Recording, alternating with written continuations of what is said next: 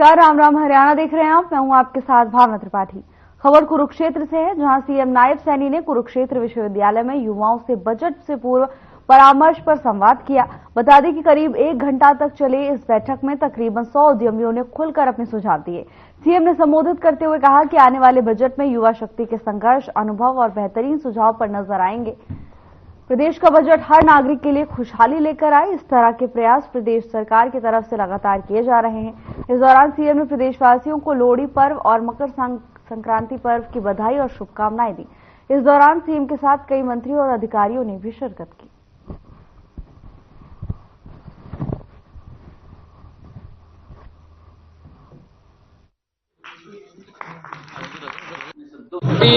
सुविधाएं न लेने की बात करता था, उसने सबसे ज्यादा सुविधाएं लेने का काम किया है और लोगों को झूठ बोल करके वोट लिया है। लोग समझ चुके हैं और उनके झूठ का पर्दाफाश हुआ है, क्योंकि दिल्ली के लोग भी जानते हैं कि ये व्यक्ति जो कांग्रेस को गालियां दे करके और भ्रष्टाचार की लड़ाई लड़ करके वो सत्ता के ऊपर काबिज हुआ था।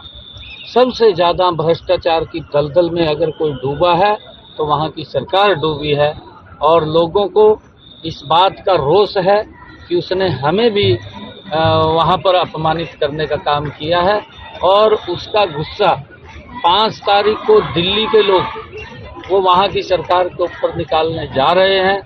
8 तारीख को जब रिजल्ट आएगा तो कहीं ये दिखाई नहीं देगा, क्योंकि भ्रष्टाचार में फंसा हुआ व्यक्ति है, जिसकी पूरी सरकार भ्रष्टाचार में घिरी हुई है। और जब भ्रष्टाचार में घिर जाती है, क्योंकि व्यक्ति विकास की तरफ नहीं, व्यक्ति अगर दूसरी तरफ सोचता है कि भाई मेरा क्या होगा, तो फिर लोग सोचेंगे अब 5 तारीख को तालियां तेरा। तो लोहड़ी महापर्व और मकर संक्रांति की सभी प्रदेशवासियों और देशवासियों को बहुत बहुत बधाई और शुभकामनाएं देता हूँ। ये महापर्व हमारी संस्कृति के साथ, हमारे भाईचारे के साथ जुड़े हुए हैं और इन पर्वों को हम आपस में मिलकर के मनाते हैं। मैं इसकी सभी प्रदेशवासियों को बहुत बहुत बधाई देता हूँ, शुभकामनाएं देता हूँ। आज प्री बजट को लेकर के हमारा जो यूथ है सुपर 100, जिन्होंने अपने क्षेत्र के अंदर इसके माध्यम से एक ऊंचाइयों को छुआ है, हमारे स्टार्टअप थोड़ी सी हमारे IIT के छात्र हैं।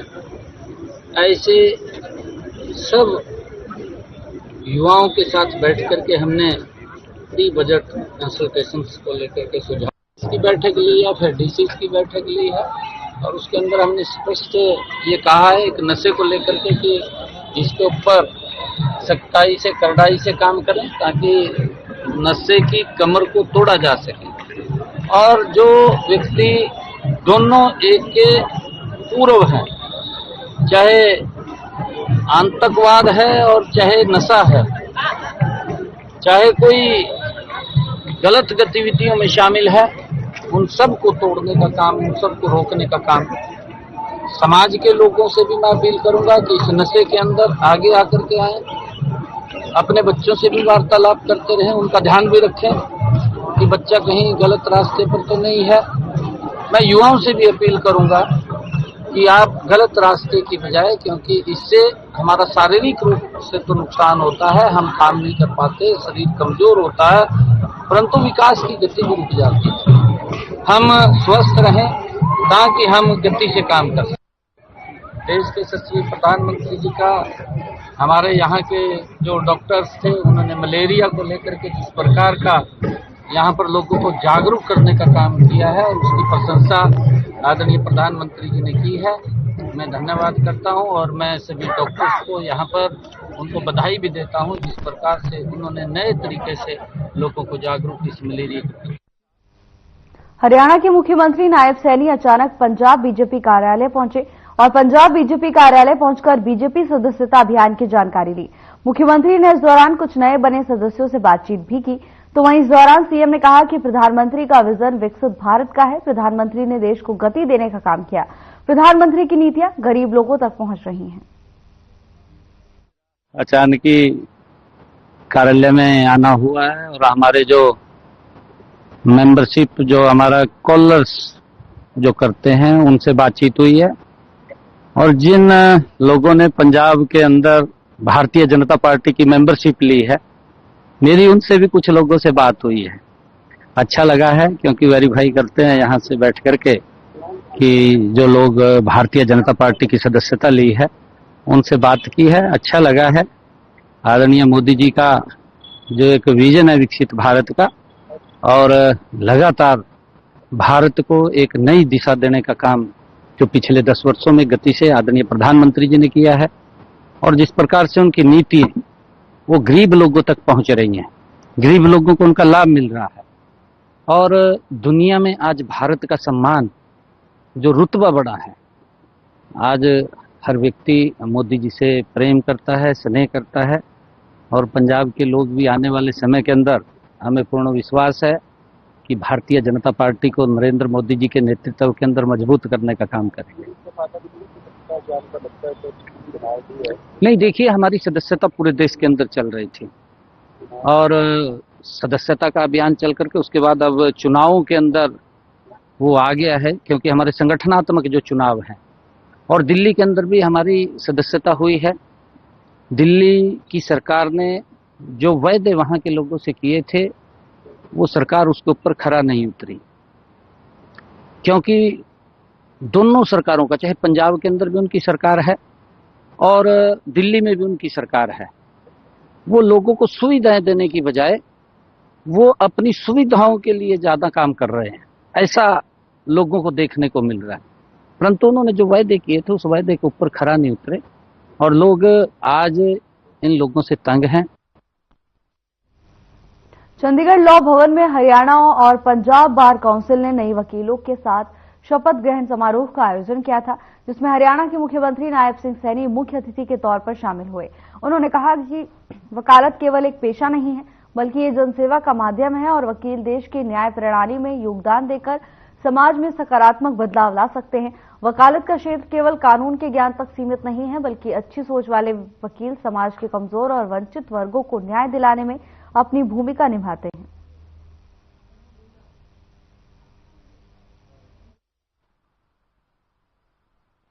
आज ऐसे महान व्यक्तित्व की जयंती है,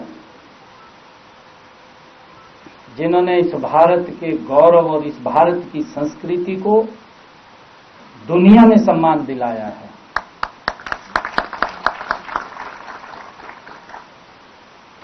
ऐसे व्यक्तित्व की आज स्वामी विवेकानंद जी की जयंती है। इसकी भी मैं आप सबको बहुत बहुत बधाई देता हूं। और उनकी जन्म जयंती के अवसर के ऊपर आज हम नए एडवोकेट्स, नए वकील हम शपथ लेंगे, तो हमारे लिए और भी गौरवपूर्ण ये दिन है। मैं इसके लिए आप सबको बहुत बधाई देता हूं।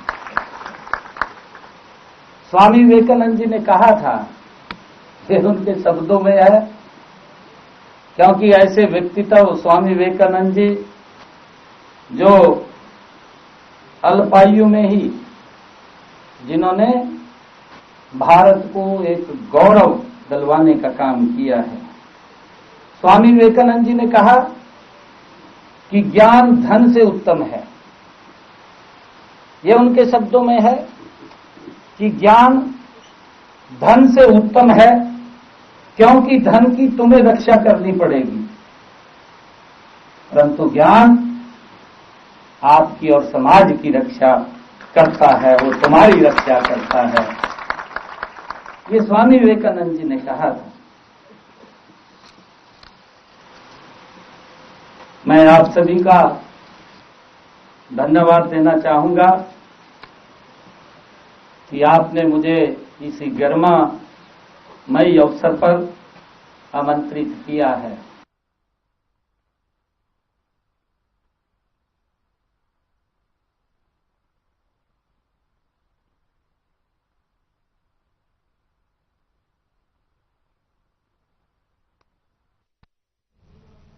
ग्रीवेंस कमेटी की बैठक में फरीदाबाद पहुंचे कैबिनेट मंत्री राव नरवीर सिंह, जहां उन्होंने 18 मामलों पर सुनवाई की और 12 मामलों का समाधान किया। जबकि 6 मामले पेंडिंग रखे गए। उन्होंने अधिकारियों से भी कहा कि बीजेपी की हरियाणा में तीसरी बार सरकार बनी है और लोगों को अच्छी सुविधा मिले, इसको लेकर लगातार सरकार की ओर से काम किए जा रहे हैं और जल्द से जल्द उनकी समस्याओं का समाधान करें। लोगों को लगना चाहिए कि तीसरी बार सरकार बनने का उनको फायदा मिल रहा है। जो व्यक्ति पंक्ति के अंतिम छोर पर खड़ा है उसको भी लाभ मिलना चाहिए।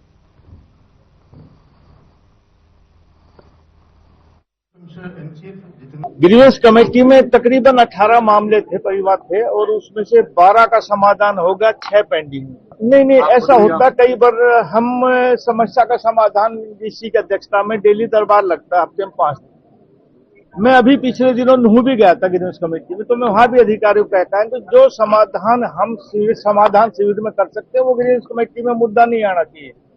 ग्रीवेंस कमेटी का चेयरमैन तो महीने में 1 दिन आता है, समाधान शिविर हफ्ते में 5 दिन लगते, तो जो समस्याओं का समाधान शिविर में निकल सकता है उसको निकालने की कोशिश करनी चाहिए। माननीय उपायुक्त श्री विक्रम सिंह जी, ये खाने पीने के लिए मांगते हो आप? फरीदाबाद जो जिला है वो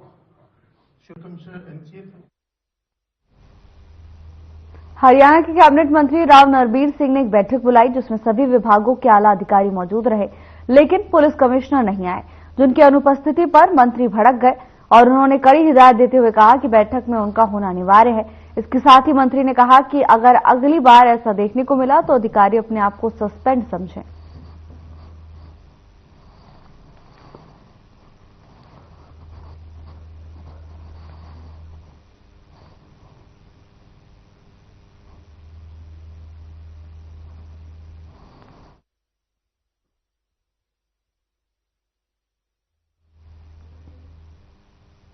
खबर मोहाली से है, जहां सेक्टर 118 में एयरपोर्ट रोड के साथ लगती टीडीआई सिटी में एक निर्माणाधीन शोरूम की दूसरी मंजिल का लिंटर गिर गया। इस हादसे में कई मजदूर घायल हो गए, वहीं घायलों को तुरंत इलाज के लिए अस्पताल पहुंचाया गया।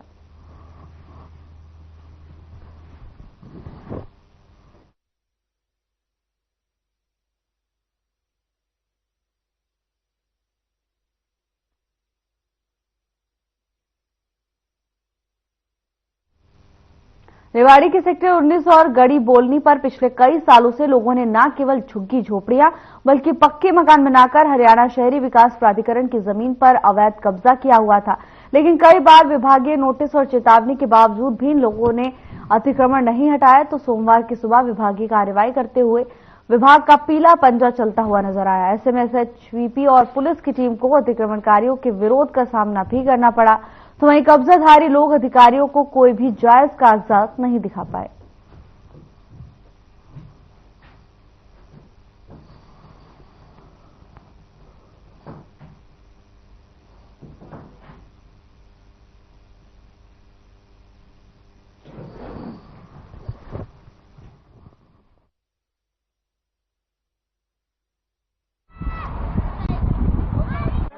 आज जो एचएसवीपी की लैंड पर जो भी एनक्रोचमेंट है उनको हटाया जा रहा है और मेरी लोगों से अपील है कि वो खुद ही हटा ले। अब क्योंकि रेवाड़ी ज्यूरिसडिक्शन में कोई भी अगर एचएसवीपी की लैंड पर एनक्रोचमेंट करेगा तो वो उसके लिए खुद लायबल होगा। तो मेरी अपील है, जिन्होंने भी एचएसवीपी की लैंड पे इलीगल वे से एनक्रोचमेंट कर रखा है किसी भी तरीके का, वो उसे रिमूव कर ले। अगर किसी के पास किसी ऑनरेबल कोर्ट से कोई स्टे ग्रांटेड है तो हम ऐसे किसी में आगे कार्रवाई नहीं करते। लेकिन जैसा कि ये नजर आ रहा है, इनके पास ना तो कोई स्टे ऑर्डर है, ना ये कोई कागज दिखा पाए, इनके पास कुछ भी नहीं।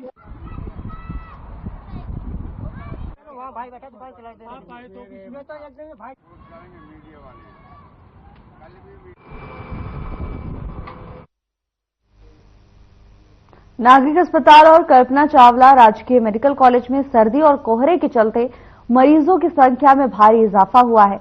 एचएमवीपी के खतरे को देखते हुए करनाल जिला स्वास्थ्य विभाग सतर्क मोड में आ गया है। सीएमओ ने सभी अधिकारियों को निर्देश जारी कर दिए हैं। नागरिक अस्पताल में एचएमवीपी मरीजों के लिए अलग से वार्ड की व्यवस्था भी कर ली गई है। किसी व्यक्ति में लक्षण मिलते हैं तो इसकी तुरंत सूचना दें। इस पर जानकारी देते हुए करनाल सीएमओ डॉक्टर लोकवीर ने बताया कि इस वायरस से घबराने की जरूरत नहीं है।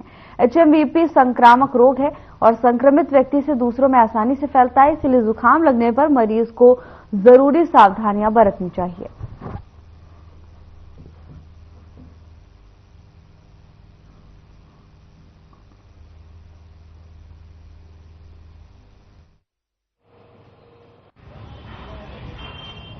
जी, आजकल HMT वायरस, ह्यूमन मेटानिमो वायरस की जो खबर आ रही है वो केसेस है, लेकिन हमारे यहाँ पर जो अभी ऐसा कोई केस सामने नहीं आया है। लेकिन इसके बारे में हमने वो सारी प्रिकॉशन जो कोरोना टाइम में रखी थी वो ये थोड़ी शुरू करना है।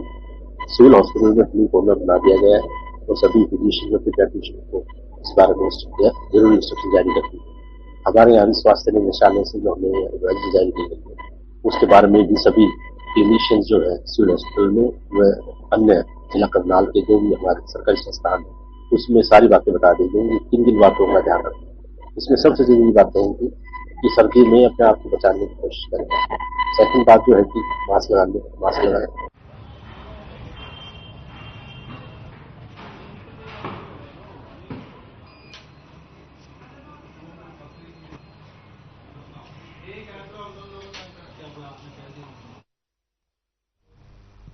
हरियाणा राज्य बाल कल्याण परिषद के उपाध्यक्ष सुमन सैनी ने कुरुक्षेत्र में लोहड़ी और मकर संक्रांति के राज्य स्तरीय समारोह का शुभारंभ किया।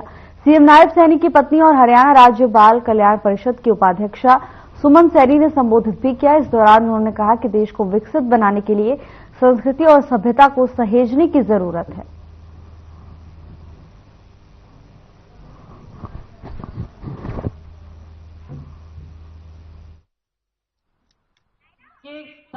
आज बाल कल्याण परिषद की तरफ से कुरुक्षेत्र के अंदर राज्य स्तरीय प्रोग्राम रखा गया है और मैं सभी देशवासियों को, प्रदेशवासियों को लोहड़ी की पर्व की बहुत बहुत शुभकामनाएं व बधाई देती हूँ। ये वो पर्व है जो हमें एकता की तरफ प्रतीक करता है और जो बहुत सी त्योहार हमारे देश के अंदर होते हैं, लोहड़ी का अलग ही महत्व है। मिलजुल कर सभी परिवार के सभी सदस्य इस लोहड़ी को मनाते हैं। अग्नि के अंदर हंसी खुशी भगवान से प्रार्थना करते हैं कि सबके जीवन में सुख समृद्धि का ये अवसर हो, मानवता उल्लासित हो जब चले।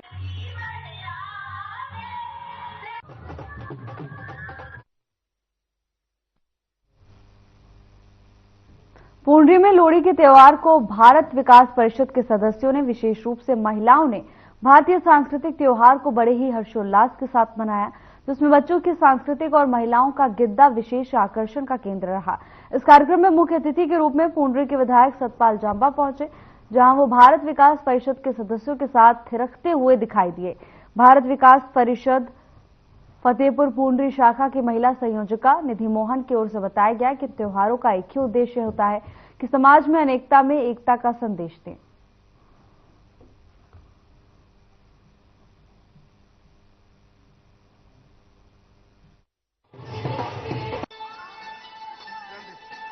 आज जो हमारा है लोहड़ी और मकर संक्रांति के उपलक्ष्य में हमारी शाखा की ओर से ये त्योहार मनाया जा रहा है, जिसमें मुख्य अतिथि के रूप में पूंडी हल्का के विधायक श्री सतपाल जांबा जी और प्रदीप सिंगला जी विशिष्ट अतिथि के रूप में उन्होंने शिरकत की है।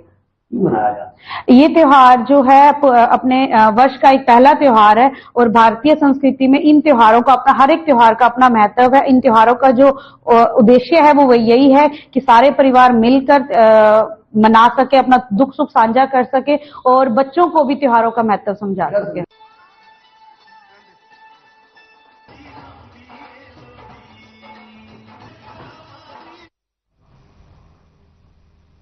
रतिया में लोहड़ी पर्व का त्योहार धूमधाम से मनाया गया। खंड और पंचायत कार्यालय में ब्लॉक समिति के अध्यक्ष केवल मेहता के नेतृत्व में सरपंच, ग्राम सचिव और ब्लॉक समिति सदस्यों ने लोहड़ी पर्व धूमधाम से मनाया। इस मौके पर अग्नि में तिल, रेवड़ी डालकर सुख समृद्धि की कामना की गई और सभी लोगों को मूंगफली, रेवड़ियां बांटी गई। तो वहीं इस मौके पर ब्लॉक समिति के अध्यक्ष केवल मेहता ने कहा कि लोहड़ी भी एक आस्था का प्रतीक है।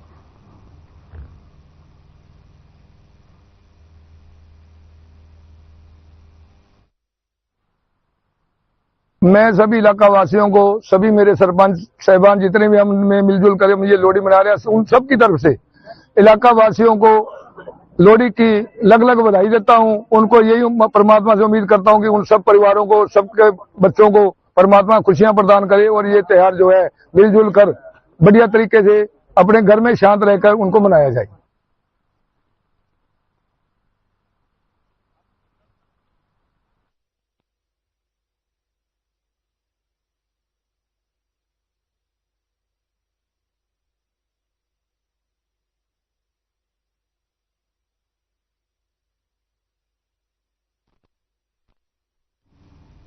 कलायत बस अड्डे पर खड़ी हरियाणा रोडवेज की बस में अचानक आग लगने से सवारियों में दहशत फैल गई।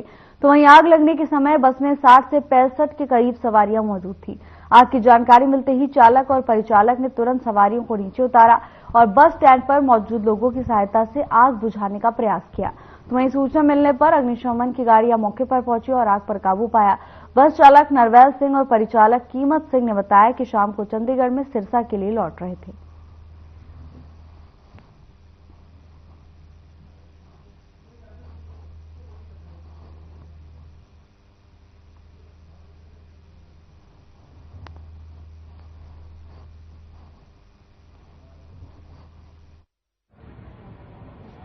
ये अभी आधा पौना घंटा पहले ये हम चंडीगढ़ से आ रहे हैं जी। हाँ जी। सिरसा डिपो की बस है, वापसी आ रहे थे। अच्छा जी। और जैसे ही हम ये बाता टोल क्रॉस किया ना, तो इसमें ऐसा महसूस हुआ कि ब्रेक लग रहे हैं। नहीं, वहाँ फिर हमने वर्कशॉप में जाकर के कैथल चेक करवाया जी, तो वहाँ ये बिल्कुल नॉर्मल हो गई जी। तो यहाँ ये क्या नाम है, बाता आकर के फिर थोड़ा तो अग्नि बुझाने वाले को किसने सूचना दी? आग बुझाने के लिए किसको सूचना दी आपने? यहाँ से किसी भाई को बोलिया तो वो कहते मेरे पास फोन नंबर है, वहाँ फोन किया उनको जी।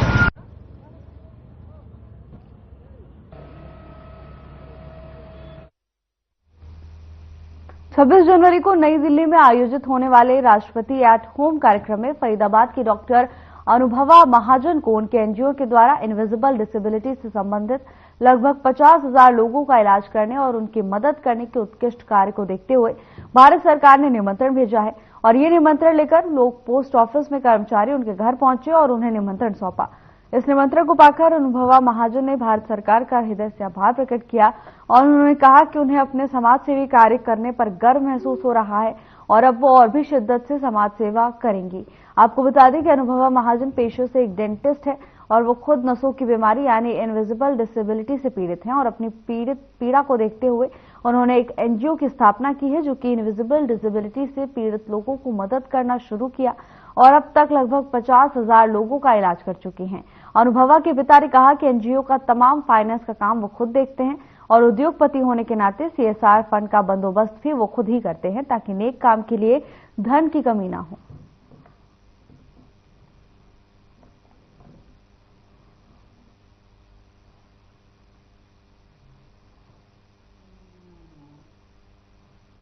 मदद भी लेते हैं।